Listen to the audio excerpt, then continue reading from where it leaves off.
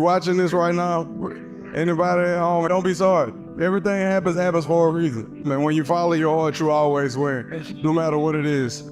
Lately, I'm working at combating depression, combating suicide attempts, people that want to commit suicide, combating bullying. I'm a designer, I'm a lifestyle curator.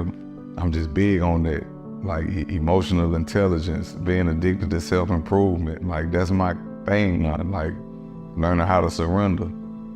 I know I'm so great, but at the same time, I'm only like a little piece on the board, taking myself out of the equation and looking at how we affect each other as a whole, because when I say I'm great, we great. In order for me to see greatness in somebody else, I got to see greatness in myself. I operate out of the spirit of love. Everything I do out of love. Even if you play, I'm just love you to death, but it's all love with me. Without being tested, you never know that your true strength or your true inner strength, whether it be psychologically, whether it be mentally, physically, or emotionally. You gotta test yourself and always push yourself so you know how truly strong you really are.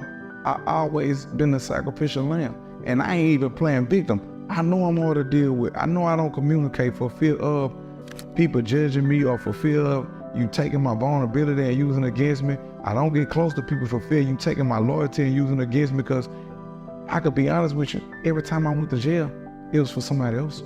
Every time I went to prison was the best time. It was the best thing, because I always got greater through my isolation. Like learning? Through isolation, you elevate. When you isolate, you elevate. Because you at one with yourself, you in tune with yourself. You're not being overly stimulated with social media. You're not, none of that. You just really just with yourself. And that oneness, you become godlike in a sense. I live life at an accelerated pace, and I did have positive male reinforcement in my life, even though a lot of the males in my life made a lot of the wrong decisions, but the intentions was pure. Because that's all they knew. They ain't had no choice but that. And like I say, big brother, don't get it twisted. I'm not perfect. I make mistakes every day. I break down, I get angry. I do all of that. Everybody do that, but I have ways of dealing with it. Let's just say this. Kevin Gates says things that people are afraid to say. Doing better than what I used to be doing, because this is a continuous journey. Like, it ain't never gonna stop. Like, it don't. I might have a bad day tomorrow. I might say, oh, I ain't go crazy. Right. But we still gonna keep going.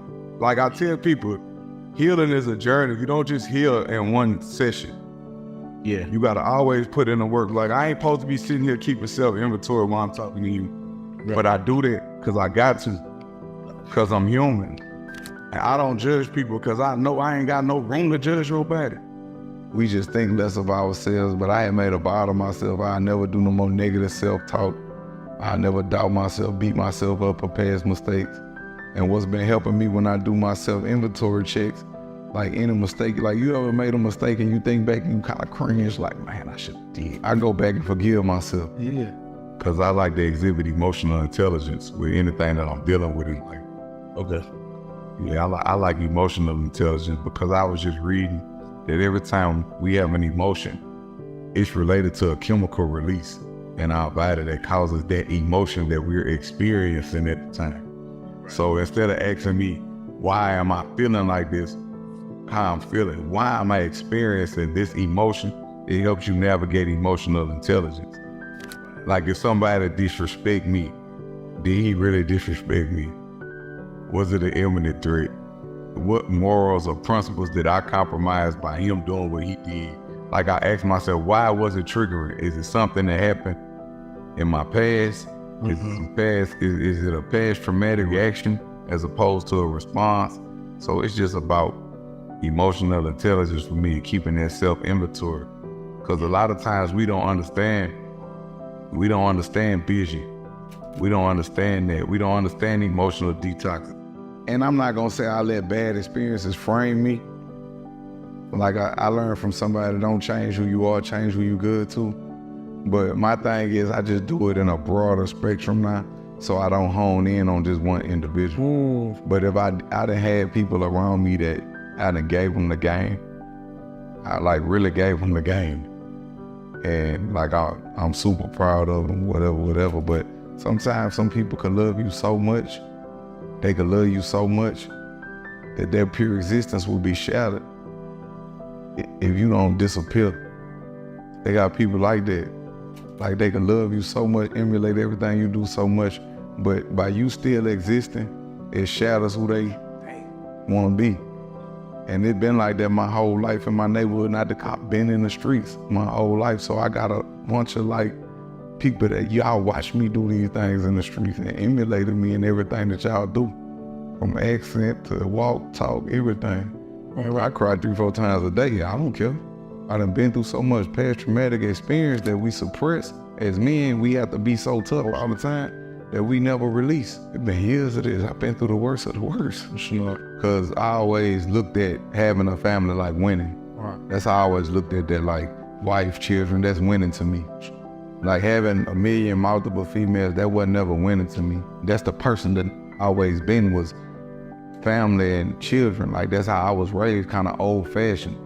So even in my situationships, I end up, this is my first time saying this, I'm just saying this because I'm in front of you. Even with a woman that I'm dealing with, I kind of deal with her as if like she my significant other or my partner, like because that's when I was looking for that love in all the wrong places.